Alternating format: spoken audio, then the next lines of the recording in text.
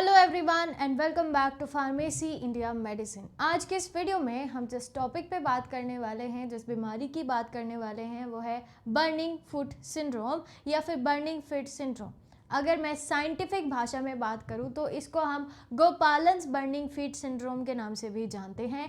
ये होता क्या है एक्चुअली, आपने कभी कभी ये चीज़ फील करी होगी, आपने नहीं तो आपके आसपास के जो लोग हैं उन्होंने कभी ये चीज़ अगर फील की है, ऐसा नहीं है कि सब में ये चीज़ें होती हैं, नहीं, ये जो प्रॉब्लम है ये कभी कभी सेंसेशन बहुत ज़्यादा दे देती है। इसके अंदर क्या होता है कि आपका जो पैर है, जो पैर का ये फुट वाला रीजन होता है, वहाँ पर आपको ऐसा लगेगा कि बहुत ज़्यादा गर्मी हो रही है, बहुत ज़्यादा जलन हो रही है, बहुत ज़्यादा ईचिंग होती है, जलन होती है। इसी को आप बर्निंग फुट सिंड्रोम के नाम से जानते हैं।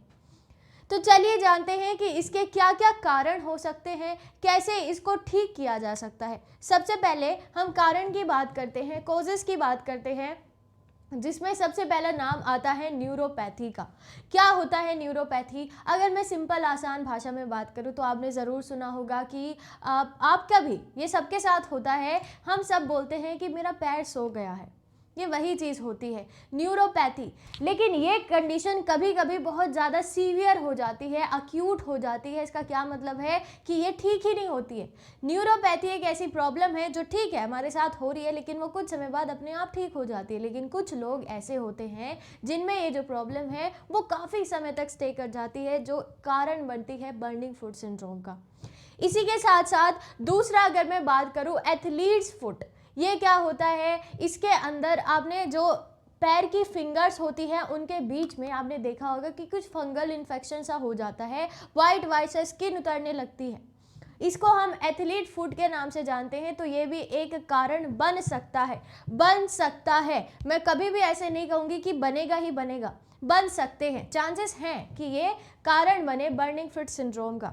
इसी के साथ ही साथ विटामिन डी की डेफिशिएंसी, बॉडी के अंदर अगर विटामिन डी की कमी हो रही है तो ये भी एक मेन कारण माना जा सकता है, ठीक है। और बेसिकली विटामिन डी ही नहीं, काफ़ी सारे विटामिन ऐसे होते हैं, विटामिन बी है, अगर उसकी कमी हो जाती है तब भी। ये तो मैं कहूँगी कि जितने भी विटामिन हैं अगर उनमें से किसी की भी कमी हो रही है तब वो चांसेस ऐसे बन सकते हैं कि बर्निंग फीट सिंड्रोम आपको हो जाए। इसी के साथ अब बात करें हाइपोथायरॉयडिज्म, ये क्या होता है? अगर आप सभी लोग जानते हो तो हमारे यहाँ गले में ये जो नेक वाला पार्ट होता है, यहाँ पर प्रेजेंट होगा एक थायराइड ग्लैंड। तो वो जो थायराइड ग्लैंड होता है, वो जो ग्रंथि यहाँ प्रेजेंट होती है, अगर उसका जो सिक्रीशन होता है वो कुछ हार्मोन सिक्रीट करता है, T3 और T4 का नाम जिनका है। तो अगर उनका जो सिक्रीशन है, जो उनका निकलना है, अगर वो अपनी लिमिट से कम निकल रहे हैं तब भी ये होने के चांसेस बहुत ज़्यादा हो जाते हैं। इसके बाद बात करें किसी भी दवाई का अगर ओवरडोज हो रहा है, ओवरडोज आप सभी लोग जानते हैं कि डॉक्टर ने आपको कहा था दिन में 1 गोली लेनी है, लेकिन आपको बीमारी जल्दी ठीक करनी थी तो आपने सोचा कि एक की बजाय 2 ले लेते हैं, जल्दी ठीक हो जाएगी। तो ऐसे ठीक नहीं होती है। डॉक्टर्स को पता होता है कि दवाई कितना काम करती है, कब काम करती है, उसी के हिसाब से वो प्रिस्क्राइब करते हैं। तो यही चीज़ होती है ओवरडोज। और अगर किसी भी दवाई का साइड इफ़ेक्ट हो रहा है तब भी ये कारण बन सकता है बर्निंग फीट सिंड्रोम का। चलिए आगे और बात करते हैं कि क्या क्या सिम्टम है, कैसे क्या लक्षण है इसके, कैसे हम पता कर सकते हैं कि हमें बर्निंग फीट सिंड्रोम है या फिर नहीं।